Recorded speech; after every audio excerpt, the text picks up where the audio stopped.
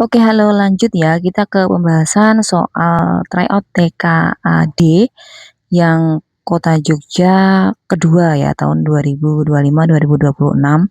Ini mohon maaf sampai mundur berbulan-bulan ya. Ya, lanjut nomor 26 ya. Perhatikan teks informasi berikut, menguncup atau membuka ya. Silakan disimak gambar satu dan gambar 2 ya, perubahan eh, dari elektroskop tersebut dari mulanya foilnya itu menguncup, lalu didekati benda bermuatan negatif sehingga foilnya membuka dan dia tetap membuka ketika benda bermuatan itu dijauhkan. Itu yang gambar satu. Yang gambar kedua itu foilnya membuka lalu didekati benda X ya, foilnya semakin membuka. Sementara yang gambar 2X-nya itu foilnya semakin menguncup ketika didekati dengan benda Y. Nah, sebuah elektroskop netral disentuhkan pada benda bermuatan negatif sehingga foil membuka seperti gambar satu. Elektroskop yang sudah membuka didekatkan pada benda X dan Y secara bergantian. Gejala yang muncul ditunjukkan seperti pada gambar 2. Nyatakan pernyataan berikut benar atau salah terkait dengan aktivitas pemberian muatan seperti pada gambar. Nah, sini sudah saya beri jawabannya, tinggal nanti saya beri penjelasannya. Nah, untuk pernyataan A, foil pada gambar 1 bermuatan negatif karena sebagian elektron dari benda berpindah ke elektroskop. Ya, ini pernyataannya benar ya. Jadi pada gambar 1 foilnya bermuatan negatif karena ketika itu bendanya bermuatan negatif didekatkan dengan kepala elektroskop, otomatis ya ketika dua muatan itu sama dipertemukan, otomatis dia akan tolak menolak. Maka muatan negatif dari kepala elektroskop tersebut dia akan berpindah ke bagian bawah ya foilnya itu, sehingga karena dua foilnya itu berdekatan sama-sama buatan negatif, maka dia akan saling berjauhan ya, dan dengan kata lain dia membuka, tidak sesuai dengan gambar. Lanjut yang B, pada gambar 2 foil semakin membuka saat didekati benda X karena benda X bermuatan negatif ya, itu juga betul ya, sama seperti penjelasan pada gambar 1 ya. Jadi muatan negatifnya pada kepala elektroskop itu pindah ke foilnya. Foilnya itu karena sama-sama bermuatan negatif, maka dia akan semakin bertentangan ya. Dia akan semakin tolak menolak alias apa? Ya, membuka, semakin membuka. Oke. Yang C, pada gambar 2 foil semakin menguncup saat didekati benda Y karena benda Y itu netral ya. Salah ya, seharusnya ketika dia menguncup ya berarti dia didekati dengan bermuatan yang positif ya. Tapi ketika dia didekati dengan benda netral, otomatis ya benda netralnya itu akan dia terinduksi menjadi ikut bermuatan. Jadi itu pernyataannya salah. Oke, lanjut. Nomor 27, perhatikan teks informasi berikut ya. Resistor membagi arus dan tegangan. Ya, ini sudah ada penjelasannya. Jadi ada sebuah gambar rangkaian listrik ya, di campuran, ada yang paralel dan ada yang seri. Nah, di rangkaian itu ya ada tegangan baterainya 12 volt ya. Di situ ada rangkaian serinya mengalir arus ya, pada alat ampermeternya itu terukur arusnya 4 ampere. Lalu pada arus percabangannya itu ada lampu dengan daya 8 watt dan 4 volt dan resistor yang belum diketahui berapa hambatannya. Lalu semakin ke kanan itu ada rangkaian seri dengan sebuah resistor berhambatan 2 ohm. Nah, untuk menjaga keamanan lampu supaya dapat menyala optimal sesuai dengan spesifikasi, maka resistor R yang harus dipasang pada rangkaian bernilai titik-titik.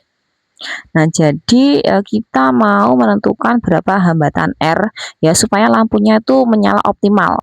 Menyala optimal itu berarti ya R-nya itu sesuai dengan arus dan tegangan yang ada pada rangkaian tersebut. Tidak boleh terlalu besar dan tidak boleh terlalu kecil ya. Oke. Maka langkah pertama yang bisa kita hitung ya. Jadi nanti ada berbagai alternatif cara mana yang lebih dulu dikerjakan, tapi saya ini mau menentukan berapa sih arus yang mengalir ya pada lampu tersebut yang sudah diketahui 8 watt sama 4 volt. Jadi lampu tersebut mempunyai daya 8 watt sama mengalir tegangan 4 volt. Nah, dengan rumus daya P sama dengan V kali I, maka I-nya sama dengan P per V. Ya, I sama dengan P per V sama dengan 8/4 sama dengan 2 ampere. Jadi pada lampu tersebut mengalir arus 2 ampere. Nah, kalau pada rangkaian paralel ya otomatis tegangannya itu sama baik di R maupun di lampu ya. Maka ya dari arus tersebut yang 2 ampere kita bisa menentukan berapa hambatan pada lampunya. Jadi R sama dengan V per I ya. V-nya lampunya itu 4 dibagi I-nya tadi yang sudah diketahui, sudah dihitung 2, maka R lampunya adalah 2 ohm. Oke. Lanjut kita mau menentukan R total. R total tuh ya R keseluruhan baik lampu maupun resistornya. R total sama dengan V dibagi I. V-nya itu V baterainya, sementara I-nya I totalnya, I keseluruhan pada rangkaiannya. Jadi V-nya 12 dibagi I-nya itu 4 sama dengan 3 ohm. Lalu setelah ketemu R total ya, kita bisa menentukan R pada paralelnya. R pada rangkaian paralelnya. Jadi R total itu sama dengan R seri ditambah R paralel. Serinya itu ya 2 ampere itu ya, 3 dikurangi 2 itu 1. Jadi pada rangkaian paralelnya itu R totalnya adalah 1. Nah, jadi 1 per RP sama dengan 1 per R yang kita cari tadi ditambah 1 per R lampunya yang sudah kita hitung tadi. Nah, pakai perhitungan itu ya per untuk rangkaian paralel yaitu maka diperoleh hambatan R-nya resistor pada rangkaian paralelnya itu adalah 2 ohm. Selesai, silahkan dicermati dan dipahami. Untuk langkah pengerjaannya sebenarnya sama ya, cuma nanti disesuaikan mana yang ditanyakan. Oke, lanjut nomor 28. 28, perhatikan grafik pasang surut selama 30 hari berikut. Pilihan hari yang tepat untuk aktivitas pelayaran. Jadi pastikan kalian sudah paham konsep dari fase bulan. Fase bulan ya.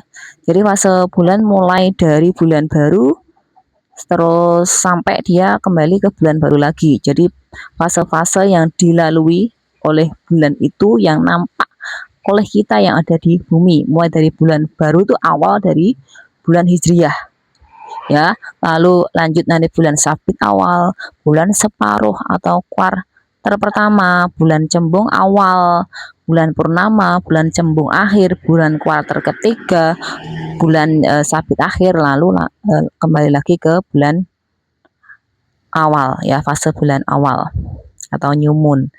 Nah, ketika terjadi fase bulan ya, nanti kaitannya terhadap fenomena yang ada di bumi itu adalah pasang surut air laut. Jadi ketika pada fase bulan awal dan fase bulan purnama, ketika matahari, bulan, dan bumi itu berada pada satu garis lurus, yang akan terjadi adalah gaya tarik gravitasi antara bulan dengan bumi itu kuat.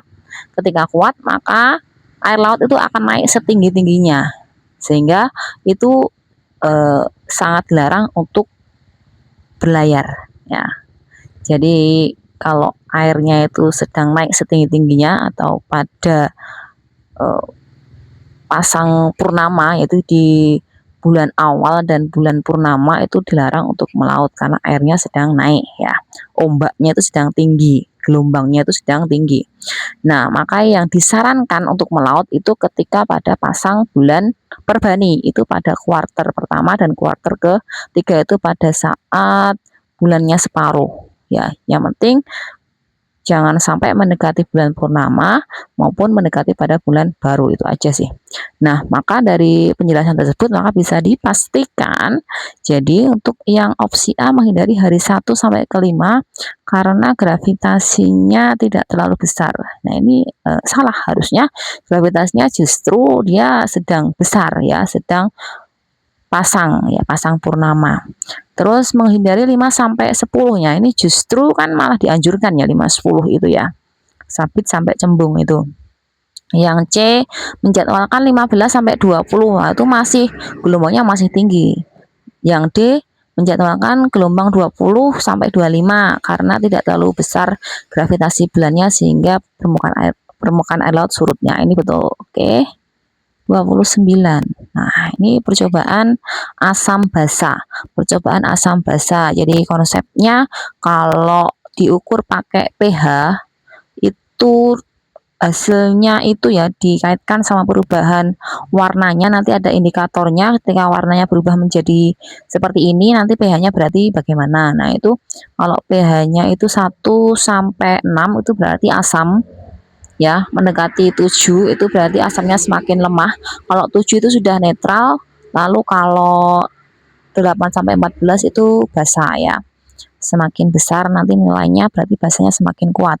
Semakin rendah nilainya ya berarti mendekati angka 1 itu udah asamnya asam kuat. Oke, nah ini disesuaikan ya, ini karena gambarnya hitam putih nggak terlalu jelas. Nanti bisa kalian request untuk file soal aslinya. Ini ada T1, T2, T3, T4 yaitu pada tabung reaksi yang sedang diuji oleh sebuah siswa. Ternyata T1 perubahan warnanya hijau, T2 biru, T3 kuning, T4 itu merah. Nah, ternyata setelah dilihat dari tabel indikator universal, warna hijau itu menunjukkan bahwa dia itu netral. Nah, untuk netral itu pH-nya 7. Nah, dari kebutuhan pH tanaman tomat, kangkung, sama bunga matahari ini cenderung bisa untuk tomat ya 6 sampai 7. Oke, kalau yang T2 itu biru. T2 itu biru berarti dia 8 basa lemah. Jadi dia bisa bunga matahari. Jadi nanti bisa disesuaikan nanti untuk bunga mataharinya 7 itu bisa masuk ya di sebenarnya di netral maupun basa lemah. Nah, maupun yang tomatnya tadi bisa asam lemahnya nanti disesuaikan sama opsinya. Ya, karena dia juga ada 7-nya dan di bunga matahari ada 8-nya. Untuk T3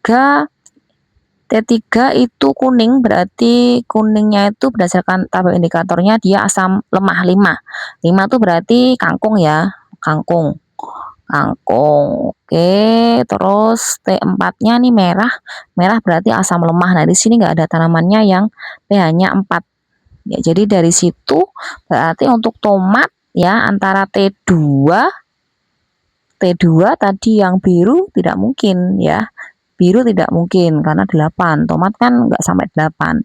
T1 ini bisa ya, T1 tadi kan hijau.